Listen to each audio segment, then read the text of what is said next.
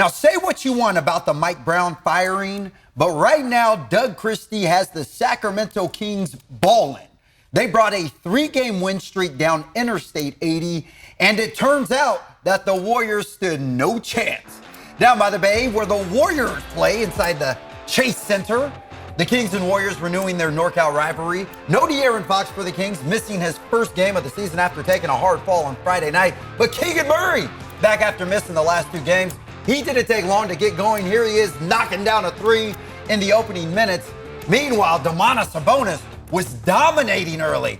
Here he is. Check out the pump fake right here. And then the two-handed jam.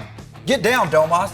Sacramento built an 18-point lead in the first quarter. Now for a moment, Kings rookie Devin Carter will never forget the 13th overall pick scores his first NBA point from the free throw line. Nothing exciting about it, but minutes later, he made his first NBA field goal, a clean free throw line floater.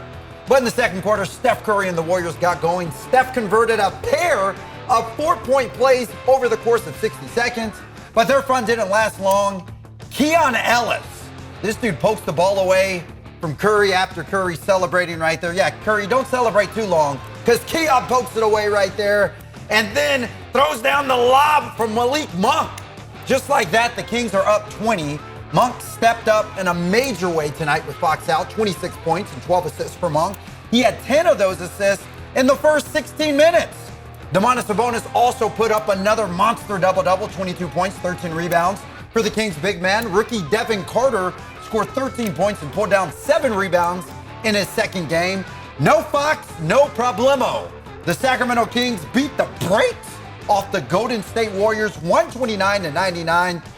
Be quiet, Steve Kerr. That's 4 straight wins now for the Beam team, with a chance to make it 5 tomorrow night versus the Miami Heat inside Golden One Center. So clearly this new look team, or I shouldn't say new look team, old look team, but under the new Doug Christie era, they won 4 in a row. Doug Christie is now 4-1 as the interim head coach.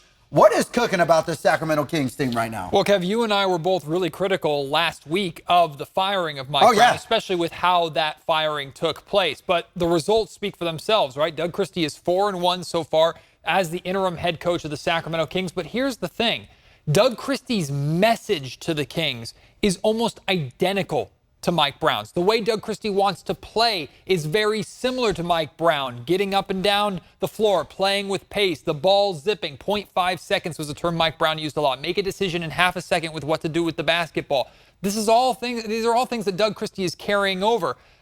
But the delivery of the message is different. Doug Christie is a motivator, right? That is his most prominent trait that I think is going to lead him to being a successful head coach in the NBA, because he can motivate his team and focus them in on their goal. And that's what he has this Kings team doing right now. I think he's simplified things. He's readjusted their expectations or their focus on what's important. And really what Doug Christie has done is gotten this Kings team back to the way they looked 2 years ago, at least offensively. And he's even added a sprinkle of better defense as well.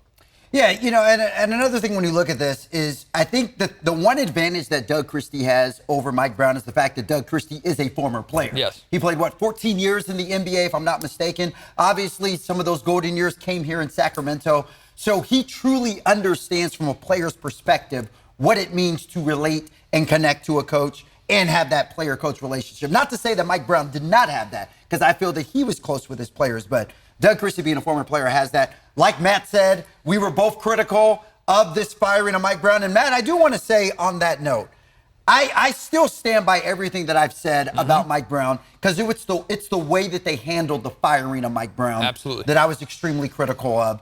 And the fact that, of course, he had been, other than Rick Adelman, the only Kings head coach to post back-to-back winning seasons. So I still stand by a lot of what I said, but at the end of the day, Doug Christie is making it work.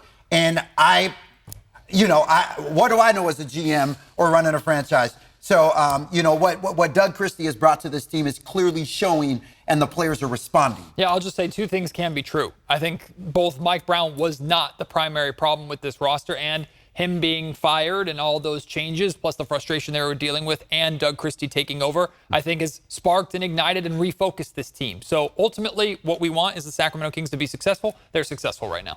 4 in a row and moving up in the Western Conference. So other teams beware. Now, for more on tonight's game and your daily fix of Sacramento Kings talk all season long, be sure to join Matt George on the Locked On Kings podcast, available on abc10.com or the ABC10 Plus app. And guys, do not go anywhere. In 30 seconds, we're right back here with the Sac State men's basketball.